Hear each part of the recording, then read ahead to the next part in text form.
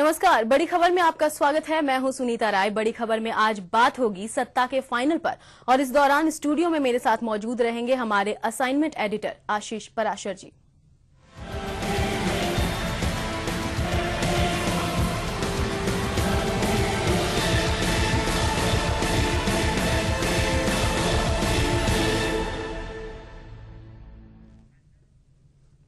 20 दिसंबर को गुजरात और हिमाचल में जो चुनाव हुए थे उसके रिजल्ट आ रहे हैं, यानी कि सत्ता का फाइनल आ रहा है।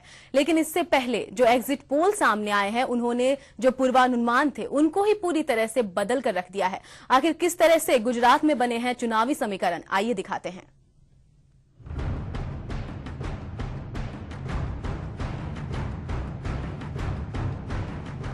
गुजरात चुनाव का अंतिम दौर खत्म हो चुका है।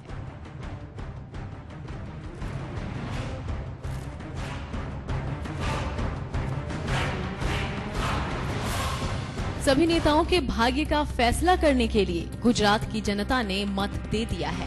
वैसे गुजरात का फाइनल तो कल था, लेकिन अंतिम फैसला 20 दिसंबर को होगा। पहले चरण में जहां 15 जिलों की 87 सीटों पर मतदान हुए थे, वहीं दूसरे चरण यानी 17 दिसंबर को 12 जिलों की 95 सीटों पर 820 उम्मीदवारों की किस्मत लिखी गई। इस चरण में कच्छ, उत्तर और मध्य गुजरात में मतदान हुए। इस दौरान 1,98,00,000 मतदाताओं ने 23,318 वोटिंग मशीनों में नेताओं की किस्मत कैद कर दी है। चुनाव में बीजेपी के 95, कांग्रेस के 92, जीपीपी के 84 और बीएसपी के भी 84 उम्मीदवार मैदान में हैं। इससे परे सभी पार्टियां अपने अपने परचम लहराने का दावा करने लगी हैं। जहां मुख्यमंत्री नरेंद्र मोदी लगातार तीसरी बार कमल की कामयाबी का दांव भर रहे हैं, वहीं कांग्रेसी नेता शंकर सिंह बाघेला गुजरात पर हाथ का छाप पड़ने की बात कह रहे हैं। इधर केशुभाई को पूरा विश्वास है कि गुजरात में इस बार परिवर्तन होकर रहेगा। लेकिन अगर एग्जिट पोल की बात करें तो मोदी की हैट्रिक पक्की दिख रही है। उनके विरोधी भले ही सबके सामने जीत का दम भरे, लेकिन मोदी की हैट्रिक को संदेह की नजर से देख रहे हैं। बस देखना ये है कि नतीजों के बाद मोदी शिखर पर बने रहते हैं या कमजोर होते हैं। 20 दिसंबर को गुजरात के नतीजों पर बस मोदी के जीत के अंतर पर ही सबकी नजरें हैं। एग्जिट पोल पटेल फैक्टर से लेकर सत्ता बदलाव के तमाम दावों को झुठला रहे हैं। वहीं कांग्रेस पूरी ताकत झोंकने के बावजूद पिछले आंकड़े से पीछे जाती दिख रही है। यहां कई एग्जिट पोल सामने आए हैं, जिनके अनुसार सी वोटर और टाइम्स नाउ का आकलन है कि गुजरात में बीजेपी को 182 में से 119 से 129 के बीच सीटें हासिल होंगी। वहीं कांग्रेस को 49 से 59 सीटों से संतोष करना होगा। न्यूज 24 और चाणक्य एजेंसी के मुताबिक बीजेपी को गुजरात में 140 तक सीटें मिलेंगी, जबकि कांग्रेस को सिर्फ 40। वहीं हेडलाइंस टुडे के मुताबिक बीजेपी को 118 से 128 तक सीटों का अनुमान है, जबकि कांग्रेस 50 से 56 सीटों पर ही काबिज हो सकती है। एबीपी न्यूज और एसी नीलसन सर्वे के अनुसार गुजरात में बीजेपी के हिस्से में 116 सीटें और कांग्रेस के पाले में 60 सीटें आ सकती हैं। 117 के आंकड़े को पार करते दिख रहे हैं। पोल मोदी को 118 से 140 के बीच सीटें देता नजर आ रहा है। अगर ये सर्वे सही बैठते हैं तो न सिर्फ गुजरात बल्कि पूरे देश की राजनीति तेजी से करवट बदलेगी। यहाँ मोदी की वापसी दिल्ली की राजनीति में उनकी धमाकेदार एंट्री को पक्का करेगी। गुजरात का ये फाइनल देश के आम चुनाव का सेमीफाइनल माना जा रहा है। नरेंद्र मोदी का तारा इस मैच में उभरता है या डूबने लगता है, इस आधार पर ही 2014 की चुनावी लड़ाई तय होगी। गुजरात की जनता के साथ पूरे देश को इंतजार रहेगा रिजल्ट का, और रिजल्ट ही तय करेगा 2014 के राजनीतिक मंच के किरदार कौन होंगे। Bureau report, HBC news.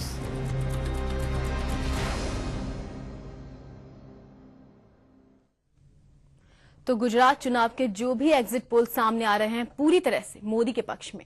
Ashish ji, सबसे चौंकाने वाली बात यहाँ पर है, जैसे एक पूर्वानुमान की बात करें तो कहीं ना कहीं कांग्रेस जिस तरह से मैदान में थी, केशु भाई का जो फैक्टर था, मोदी पिछड़ते नजर आ रहे थे, लेकिन एग्जिट पोल पूरी तरह से यहाँ मोदी के पक्ष में। देखिए सुनीता, दो बातें हैं एग्जिट पोल में, चल गया तो तीर और नहीं चला तो तुक्का।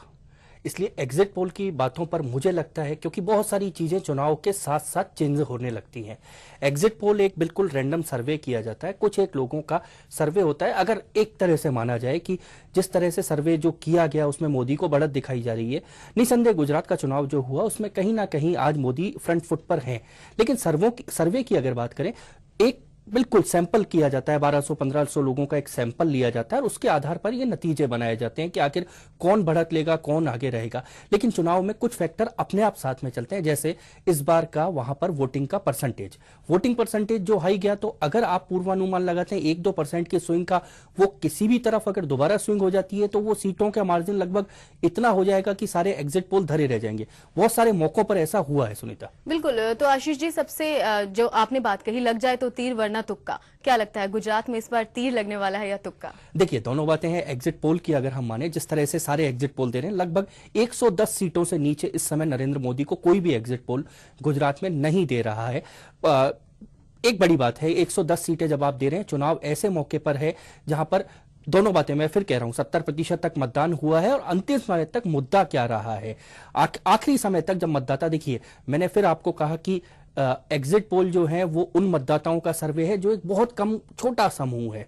लेकिन बात की जाए, 4 से 8% मतदाता हर चुनाव में ऐसे होते हैं जो पोलिंग बूथ के अंदर जाकर अपना मानस बनाते हैं, जो कहीं भी मुखर होकर नहीं बोलते, जो कहीं भी किसी पार्टी के पक्ष में नहीं होते, जो किसी मुद्दे से प्रभावित नहीं होते।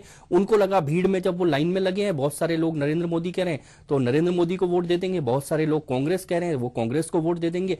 और ये 4 से 8% जो वोट है, ये बहुत बड़ा स्विंग, बहुत बड़ा टर्न ला सकते हैं। लेकिन एक बड़ी बात है कि हम इस सर्वे पर भरोसा, जो आप कह रही हैं कि क्या लगता है तीर है या तुक्का, देखिए तीर या तुक्का कल सुबह पता चलेगा जब ईवीएम से काउंटिंग आने लगेगी। लेकिन एक यहां पर बात है, कहीं ना कहीं फ्रंट फुट पर आज नरेंद्र मोदी है। उसका कारण भी है कि पूरा चुनाव उन पर केंद्रित रहा सुनीता। बिल्कुल। और अगर खासकर सौराष्ट्र की बात करें, यहाँ पर 54 सीटें हैं। पूरी तरह से पहले ये आशंकाएं जताई जा रही थी, कहा जा रहा था कि केशु भाई यहाँ पर भारी नजर आएंगे, लेकिन एग्जिट पोल पूरी तरह से इस बात को नकार रही है। देखिए, केशु भाई की उपस्थिति वहां पर सीटें लेने की कहीं भी नहीं है। केशु भाई या तो वोट काटेंगे या दूसरी पार्टी को जिताएंगे, क्योंकि नेगेटिव वोट जितने हैं वो केशु भाई को मिलेंगे। केशु भाई को कहीं भी पॉजिटिव वोट बैंक मिल रहा हो ऐसा मुझे नहीं लगता है। इसका एक बड़ा कारण है, हम जब भी पार्टी से अलग होकर नेता एक पार्टी बनाते हैं, कम से कम हम इस तरफ के अगर हिस्से की बात करें, पूरे भारत के दक्षिण भारत को छोड़कर अगर हम बात करें, तो कहीं ना कहीं उनको वो वोट मिलते हैं जो नेगेटिव होते हैं। उनके पॉजिटिव वोट जो है वो ठीक है, कुछ सीटों पर वो प्रभाव भी डालेंगे, कुछ सीटें ले भी आए। कल जो परिणाम आए, इस चुनाव में अगर देखें तो कहीं ना कहीं कांग्रेस और जीबीपी के बीच में कुछ तालमेल भी दिखा। अगर मणिनगर की बात करें हम, वहां पर श्वेता भट्ट जहां से खड़ी हुई, तो यहाँ से केशु भाई ने अपना उम्मीदवार खड़ा नहीं किया। कुल मिला जुलाकर यहाँ कहीं ना कहीं नरेंद्र मोदी के लिए खतरा पैदा करने की कोशिश की। लेकिन यहाँ एग्जिट, मैं सुनीता आपको रोकता है, एक और बात इसमें ऐड करना चाहूंगा जो आप कह रही हैं कि बिल्कुल आप सही कह रही हैं कि कहीं ना कहीं ये कोऑर्डिनेशन हो सकता है कि नरेंद्र मोदी को उनके घर में घेरा जाए और इसलिए वहां पर उन्होंने अपना उम्मीदवार नहीं उतारा। लेकिन कभी कभी कुछ चीजों का नुकसान पार्टियों को हो जाता है। जो नेगेटिव वोट कांग्रेस को मिलने वाला था, वो नेगेटिव वोट अगर केशु भाई की पार्टी में शिफ्ट होता है तो कांग्रेस और बीजेपी के बीच में डिफरेंस बहुत ज्यादा बढ़ जाएगा। बिल्कुल। तो यहाँ पर जो सत्ता का फाइनल है वो क्या होगा, ये तो हमें कल देखने को मिलेगा। लेकिन तमाम जो एग्जिट पोल हैं वो क्या कह रहे हैं और किस तरह से वो सच साबित होने वाले हैं या फिर एक तुक्का, इस पर हम आगे भी चर्चा करेंगे। फिलहाल रुकते हैं एक छोटे से ब्रेक के लिए।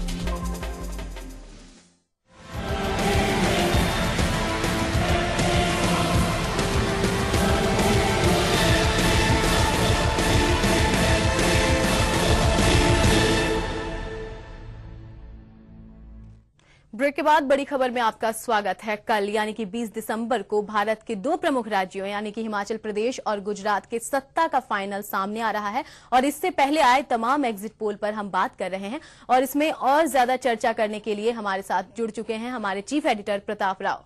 प्रताप जी। जी सुनीता। प्रताप जी, जितने भी एग्जिट पोल आए हैं, खासकर अगर हम गुजरात की बात करें, पूरी तरह से मोदी के फेवर में उनकी हैट्रिक को पक्का कर रहे हैं, जबकि पहले ऐसा नहीं था। क्या लगता है इस बार जो एग्जिट पोल हैं वो सही साबित हो रहे हैं?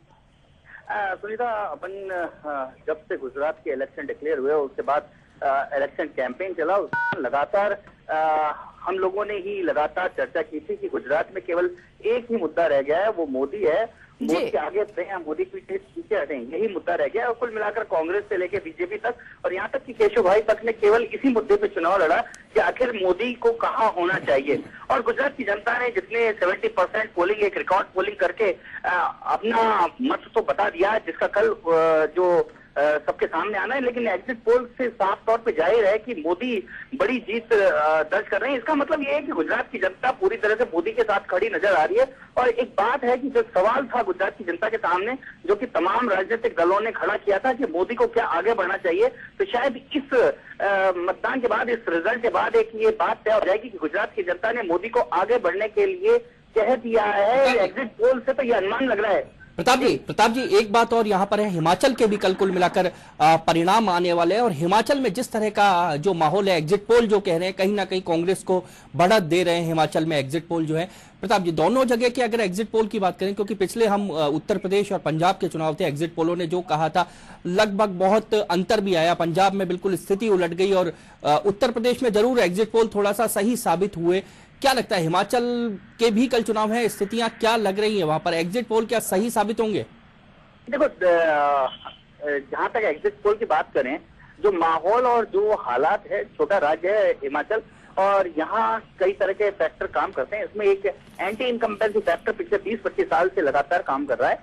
तो यहाँ क्योंकि बीजेपी की सरकार थी, निश्चित तौर पे एक एंटी इनकम्बेंसी फैक्टर तो शुरुआत से ही था। लेकिन जिस तरह से केंद्र में महंगाई और भ्रष्टाचार को लेकर माहौल बना था और वीरभद्र सिंह जो कि कांग्रेस के को यहाँ लीड कर रहे थे, उनके ऊपर सीधे भ्रष्टाचार के आरोप लगे थे, उसके बाद जो चुनावी जो लड़ाई है वो बड़ी कॉम्पिटिटिव हो गई थी, एकदम टफ हो गई थी। और उसके कारण एग्जिट पोल में जो परिणाम आ रहे हैं वो बराबर की टक्कर के आ रहे हैं और निश्चित तौर पे कांग्रेस को बढ़त है।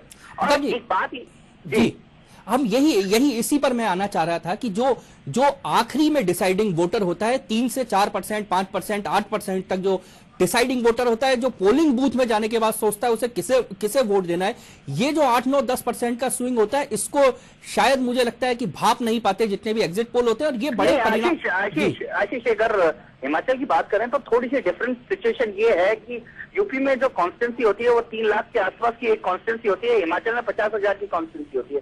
इसलिए यहाँ जो फाइट है, यहाँ जो अंतर है, यहाँ जो जीत और हार का अंतर है वो 100-500 वोटों के बीच में होता है। और ऐसी जो निकट एकदम टफ फाइट जहाँ होती है वहाँ रिजल्ट जो है कुछ भी उलटफेर हो सकता है। इसके बारे में अभी कुछ क्लियर कट, निश्चित तौर पे एग्जिट पोल एक अनुमान जरूर दे सकते हैं, लेकिन ये अनुमान क्या एकदम एग्जैक्ट होंगे इसमें कहना छोटी कॉन्स्टिट्यूंसी में संभव नहीं है। और हो सकता है कि बराबर की फाइट निश्चित तौर पे हो, कौन बढ़त लेगी अभी भी ये रिजल्ट के द्वारा ही पता पड़ेगा। बिल्कुल प्रताप जी, दोनों जगह स्थितियां हैं। एक जगह विधानसभा में कम वोट हैं जहां बहुत निकट की लड़ाई होगी और दूसरी जगह बहुत ज्यादा मतदान हुआ है, रिकॉर्ड मतदान हुआ है। आशीष, लेकिन एक बात है कि कल जिस तरह से एग्जिट पोल आया और गुजरात को लेकर निश्चित तौर पे कांग्रेस के लिए बहुत ही हतोत्साहित है। और कांग्रेस के जो समर्थक है, कांग्रेस के जो लोग हैं, निश्चित तौर पे टीवी चैनल्स को खोल के नहीं बैठना चाहेंगे। लेकिन दूसरी ओर हिमाचल ने उनको आशा बताई है, इस कारण निश्चित तौर पे उनकी आंखें टीवी चैनल्स पे होंगी, रिजल्ट पे होंगी। और ये कांग्रेस के लिए थोड़ा सा राहत वाली बात होगी कि वो भी टीवी चैनल्स खोल के देख रहे होंगे। बिल्कुल प्रताप जी, और आप अभी वहां पर हैं, मौजूद हैं हिमाचल में। हम आपसे लगातार आज और कल दोनों दिन हम अपडेट लेते रहेंगे। धन्यवाद प्रताप जी। सुनीता, जो प्रताप जी कह रहे थे वही उसी बात पर मैं आना चाहूंगा कि हिमाचल की अगर बात करें, हिमाचल में तस्वीर थोड़ी सी अलग है। हिमाचल के चुनाव जो है वहां हर 5 साल में सत्ता बदलती है, कांग्रेस भाजपा दोनों के पास सत्ता रहती है। लेकिन एक बड़ी बात है कि बहुत क्लोज मुकाबला है। मैं यहां पर एक चर्चा करना चाहूंगा पंजाब की स्थिति। पंजाब की स्थिति में यह था कि पंजाब में सारे एग्जिट पोल कांग्रेस को बढ़त दे रहे थे और जब नतीजे आए तो अकाली दल और भाजपा दोबारा सत्ता में आ गई, क्योंकि कहीं ना कहीं वही 2-4% का स्विंग जो है वो बड़ी बात रही। तो एग्जिट पोल सही है कि नहीं, इस पर हम बात कर रहे हैं। आखिर कितने